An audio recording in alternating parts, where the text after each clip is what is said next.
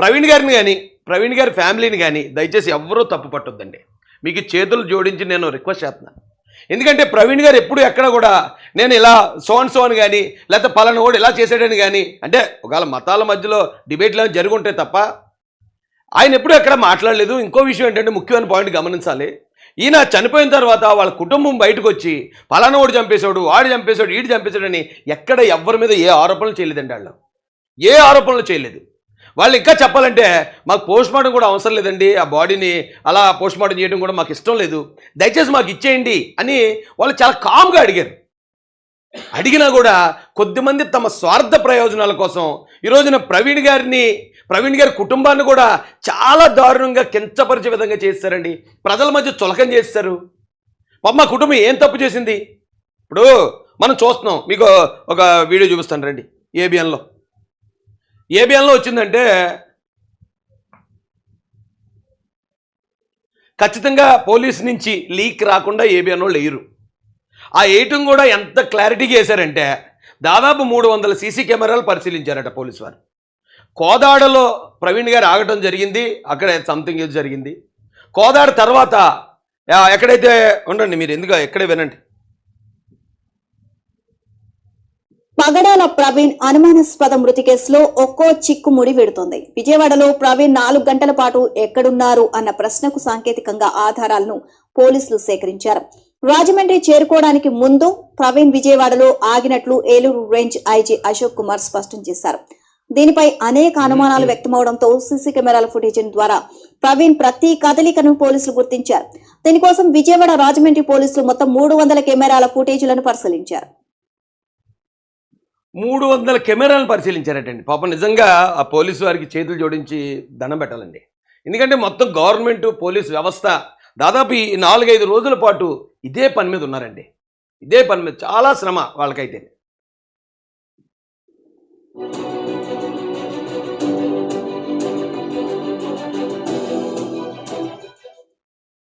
Pastor Praveen ఈ నెల 24న ఉదయం 11 గంటలకు హైదరాబాద్ నుంచి బయలుదేరారు. అదే రోజు మధ్యాహ్నం సమయంలో కోదాడలో మద్యం కొనుగోలు చేసి ఫోన్ పే ద్వారా చెల్లించారు.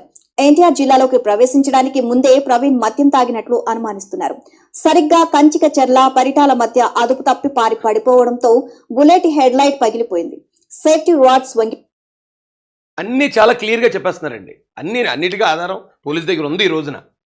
ఇప్పుడు కూడా దీన్ని తప్పుదారి పట్టించాలి. ఇప్పుడు కూడా ఇవి ఇంకా పోలీసులు రిలీజ్ చేయలేదు, ఇవి ఇంకా ఏలో చేశారు, అలా చేశారు, ఇలా చేశారని ఇంకా క్రిస్టియన్ సమాజాన్ని, అమాయకమైన క్రైస్తవులను మోసం చేయడానికి కొద్దిమంది ప్రయత్నాలు చేస్తూనే ఉన్నారు. దయచేసి నిజాన్ని గ్రహించండి. ఇది తప్పుదారి పట్టించాల్సిన అవసరమో, క్రియేట్ చేయాల్సిన అవసరమో, పోలీస్ డిపార్ట్మెంటు, రాష్ట్ర ప్రభుత్వం మొత్తం తారుమారు చేయాల్సిన అవసరం ఎవ్వరికీ లేదు. ఆల్రెడీ కంచికచర్ల దగ్గరే ఆయన ఒకసారి పడిపోయారు. కోదాడలో సంథింగ్ చేశారు. కంచికచర్ల ముందే పడిపోయారు ఆయన. అక్కడే హెడ్ లైట్ పగిలిందట. గొల్లపూడిలో ఆయన పెట్రోల్ కొట్టించారట. గొల్లపూడిలో పెట్రోల్ కొట్టించినప్పుడు ఆ పెట్రోల్ బంక్ సీసీ కెమెరా క్లియర్గా ఉంది. అవన్నీ క్లియర్గా ఉండబట్టే ఏబిఎన్కి లీక్ ఇచ్చారు. అక్కడ సిబ్బందితో మాట్లాడిన వివరాలు ఆల్రెడీ పోలీసు వారి దగ్గర ఉన్నాయి. అక్కడికే ఈయన టీషర్ట్కి మట్టి ఉండటం, ఈయన అప్పటికే పడిపోయాడు అంటాం అక్కడ సిబ్బంది గ్రహించారు. ప్రవీణ్ చేతులకు గాయాలయ్యాయి. అక్కడి నుంచి గొల్లపూడి చేరుకున్న తర్వాత బంకు వద్ద పెట్రోల్ పోయించుకున్నారు. అప్పటికే ప్రవీణ్ మాట్లాడలేని స్థితిలో ఉన్నట్లు బంకులోని ఉద్యోగులు పోలీసులకు తెలియజేశారు. అప్పటికే ప్రవీణ్ చేతులపై కొట్టుకుపోయినట్లుగా గాయాలు ఉన్నాయని, బుల్లెట్ హెడ్ లైట్ ఊడిపోయి ఉందని బంకు సిబ్బంది వివరించారు. దీనికి సంబంధించిన సీసీ కెమెరాల ఫుటేజ్ ను పెట్రోల్ బంకు నుంచి పోలీసులు స్వాధీనం చేసుకున్నారు.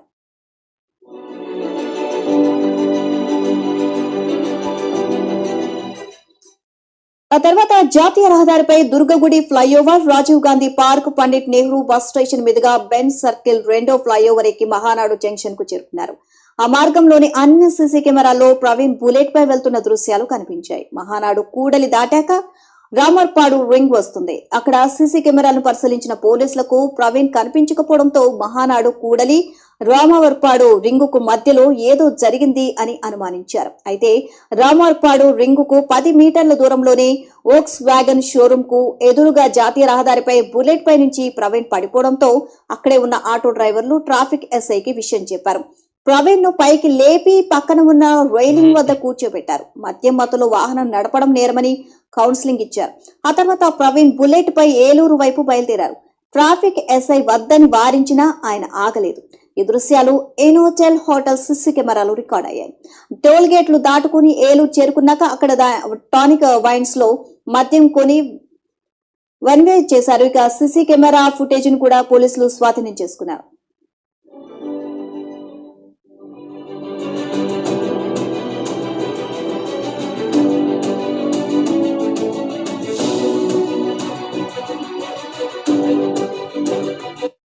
పాపం నిజానికి పాస్టర్ ప్రవీణ్ గారిని ఆయన పరువు తీసింది కొద్దిమంది. నిజం చెప్పాలంటే పాస్టర్ ప్రవీణ్ గారు అక్కడ అమెరికాలో ఎక్కువ కాలం అమెరికాలో ఉండే వ్యక్తి. అమెరికా అంటే కోల్డ్ కంట్రీ, అది చాలా చలి. అక్కడ ఉన్న చాలామందికి లిక్కర్ హ్యాబిట్ అనేది చాలా సర్వసాధారణం. ఇక్కడ ఆయన చేసింది కూడా ఒకవేళ ఆ రోజంతా కూడా నేను గమనించింది ఏంటంటే ఆయన దేనికో టెన్షన్లో ఉన్నాడు, డిప్రెషన్లో ఉన్నాడు. ఆ డిప్రెషన్ వల్ల ఆయన ఉదయమే ఒంటరిగా బయలుదేరడం ఏదో సంథింగ్ జరగడం జరిగింది. అక్కడ ఆయన టైం బాగోలేదు, దేవుడు ఆయనకి అంతవరకు ఆయుష్ ఇచ్చారు, ప్రమాదంలో చనిపోయారు. అక్కడితో అది అయిపోయింది. ఆ ఫ్యామిలీ మాకు బాడీని అప్పగించండి, పోస్ట్ మార్టం కూడా అక్కర్లేదని చెప్పారు. వారికి మనం అప్పగిస్తే పోస్ట్ మార్టం చేసి అప్పగించినా అది సింపుల్గా చాలా గౌరవప్రదంగా జరుగునండి. ఇక్కడ ప్రవీణ్ గారిని ఏం తప్పుపట్టలేం, ప్రవీణ్ గారి కుటుంబాన్ని ఏం తప్పుపట్టలేం. కానీ దీన్ని కొంతమంది స్వార్థ ప్రయోజనాల కోసం వాడుకున్నారండి. చాలా జాగ్రత్తగా ఇప్పటికి కూడా ఇంకా చాలా రూమర్లు క్రియేట్ చేస్తున్నారు.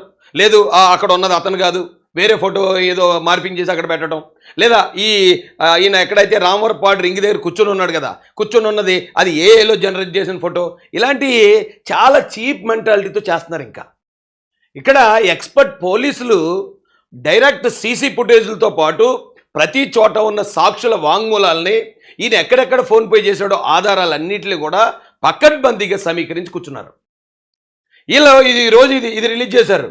ఇది రిలీజ్ చేయగానే దీని మీద అనుమానాలు వ్యక్తం చేస్తున్నారు. రేపు ఇంకోటి వస్తుంది. ఈసారి మళ్ళీ పోలీసులు కూర్చున్నారంటే ప్రెస్ మీట్ ముందు దీనికన్నా మొత్తం లింకులన్నిటితో పాటు ఎక్కడెక్కడ ఏమేమి పర్చేజ్ చేశారో దాని ఫోన్పే వివరాలతో పాటు పోస్ట్ మార్టం రిపోర్ట్లో ఏమొచ్చిందనేది కూడా పక్కా ఆధారాలతో బయటపడేస్తారు. ఏ డౌట్ లేదు ఇందులో. అయితే ఇది ఇంతవరకు రాకపోనండి. నేను స్టార్టింగ్ నుంచి ఏం బాధపడ్డానంటే ఎవరికైనా జరుగుతుంది, ఎవరికైనా ఆ టెన్షన్లు ఉంటాయి, ఎవరికైనా జరిగేదే. కానీ దీన్ని ఇంత రచ్చ చేసి ఆ చనిపోయిన తర్వాత కూడా ఆయన పరువు తీశారు. ఆయన పరువు మాత్రమే కాదండి, క్రిస్టియన్ కమ్యూనిటీ పరువు మొత్తం తీశారు 4-5 కలిసి. చాలామంది చాలా తెలుగుగా బిహేవ్ చేస్తున్నాం మేము అనుకున్నారు. లేదు ఈ ఇష్యూని అడ్డుపెట్టుకుని మనం గట్టిగా చేసేస్తే రేపు పొద్దున క్రిస్టియానిటీ మీద ఏమి జరిగినప్పుడు ఎవరన్నా భయపడతారు, లేకపోతే గవర్నమెంట్ చర్యలు తీసుకుంటుంది, మన జనం ఇప్పుడే చూపించాలని కొద్దిమంది మాట్లాడారు. కానీ ఇప్పుడు బయటకు వచ్చిన తర్వాత ఇప్పటి వరకు మాట్లాడిన వాళ్ళు అందరూ అబద్ధాలు మాట్లాడారని తెలిసిన తర్వాత నీచంగా అన్యాయంగా ఎలా చెప్పాలో కూడా తెలియట్లేదండి.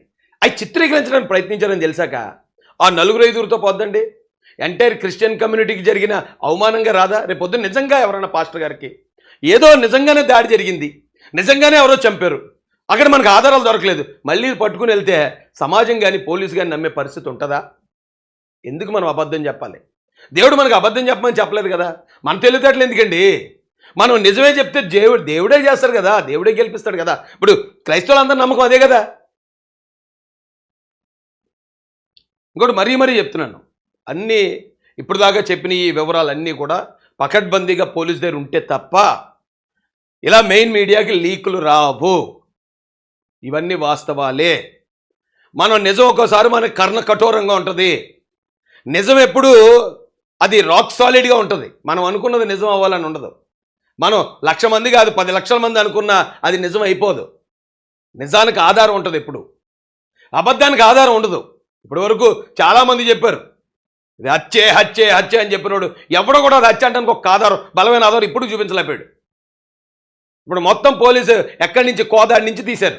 కోదాడి నుంచి ఉన్న పూర్తి వివరాలు మనకి ఈ వీడియోలో టక్మని చెప్పేశారు ఏబీ అన్నాడు. విజయవాడలో ఆయన ఎక్కడెక్కడ తిరిగారు, రింగ్ సెంటర్ ఎక్కడుంది, రామారపాట్లో ఎంతసేపు కూర్చున్నారు, ఆయన ఎక్కడ పడుకున్నారు, 2-3 గంటల సేపు పడుకున్నారు. ఆయన చిన్న పార్క్ లాంటి పోలీస్ అవుట్ పోస్ట్ దగ్గర ఉన్న చిన్న పార్క్ లాంటి దగ్గర 2-3 గంటల సేపు పడుకుని ఉన్నారు. ఏమో ఆయనకేం టెన్షన్ ఉందో, ఆయనకేం బాధ ఉందో మనం చెప్పలేము దాని గురించి. ఆయన నేను ఏ విధంగా తప్పు పట్టలేను, ఎందుకంటే ఆయన గురించి నాకు తెలుసు. ఇంకా మీకు ఇంకో సీక్రెట్ కూడా చెప్తాను. ఆ రోజు పోలీస్ స్టేషన్ ఏదైతే ఫస్ట్ రోజు ఫస్ట్ రోజు పోస్ట్ మార్టం దగ్గరికి వెళ్ళి ఇంకా అప్పుడు పోస్ట్ మార్టం జరగట్లేదు. పోలీసులు అందరూ మమ్మల్ని రూమ్లోకి పిలుస్తారన్నాను కదా. ఆ రూమ్లోకి పిలిచినప్పుడు ఒక ఎస్ఐ నాతో అన్నారండి, ఏమంటే రాజేష్, నేను అడిగాను ఎందుకు దాచుకుంటారు ఇవన్నీ బయట పెట్టండి, ఇవన్నీ బయట పెడితే జనాల్లో ఆందోళన తగ్గుతుంది, మీరు ఎందుకు దాచుకుంటున్నారు, ఇది ఒకవేళ యాక్సిడెంట్లో కనిపిస్తే చెప్పండి, అది మీరు చెప్తే బాగుంటుంది. ఇక నేను చెప్పాను, నన్ను మొత్తం బ్యాడ్జ్ అయినా తయారయ్యారు చాలామంది రాజకీయంగా చెప్పండి అంటే ఆయన మాట అన్నాడండి నాతోటి, రాజేష్ గారు ఇక్కడ కొవ్వూరు దగ్గర ఆయన ఇలా తూగుతూ వస్తున్నారు కదా, ఇలాంటివి కనుక అప్పటికి ఇంకా ఆ వీడియో బయటకు అఫీషియల్గా రిలీజ్ అవ్వలేదు. బయటికి వెళ్తే ఈయన శత్రువులు ఉంటారు కదా, ఇగో తాగేశాడు అది ఇదని చెప్పి వాళ్ళు ఏదైనా అలా హేళన చేయొచ్చు, హేళన చేస్తే అప్పుడు వీళ్ళకి కోపాలు వస్తాయి, 2 వర్గాల మధ్యలో గొడవగా మారిపోద్ది కదా సార్ అన్నాడు. నాకు ఆ మాట ఆ రోజు నేను మా చింతలూరులో పాస్టర్ గారు ఉన్నారు అబ్రహం గారని, కావాలంటే మీరు అడగండి, నేను ఆయన మాత్రం అనుకున్నాం అన్నా ఏంటి ఇలాగ అన్నట్టు అన్నారు. నాకు తెలిసి ప్రవీణ్ గారికి ఎలాంటి అలవాటు లేదు నాకు తెలిసినంత వరకు అంటే, ఆయన కూడా అన్నాడు అబ్బాయి అలా ఉండదండి పాస్టర్ గారు, ఆయనకు ఉండదు అన్నారు. మీ ఇద్దరు మాట్లాడుకున్నాం అది, కానీ నేను నమ్మలేదు, అలా జరుగుంటుందంటే నేనే నమ్మలేదు. కానీ నిజాలు ఇన్ని ఆధారాలు వచ్చాక నమ్మి తీరాలి కదా. సరే ఓకే, ఆయనకి ఏం టెన్షన్లు ఉన్నాయో, ఏ బాధ ఉందో, లేకపోతే అంత అలా ఎప్పుడూ అంత యాక్టివ్గా అంత మంచిగా ఉండే వ్యక్తి ఆ రోజు ఆయన అలా బిహేవ్ చేసాడంటే ఖచ్చితంగా ఆయనకుండే కారణాలు ఆయనకు ఉంటాయి. అది ఆయన పర్సనల్ లైఫ్, ఆ లైఫ్ మనకు అనవసరం. ఆయన ఎప్పుడు నా లైఫ్లో తొంగి చూడండి నేను పెద్ద నీతిమంతుడు లేకపోతే నేను ఇంకోటి అని చెప్పి ఆయన చెప్పలేదు, వాళ్ళ కుటుంబం కూడా చెప్పలేదు.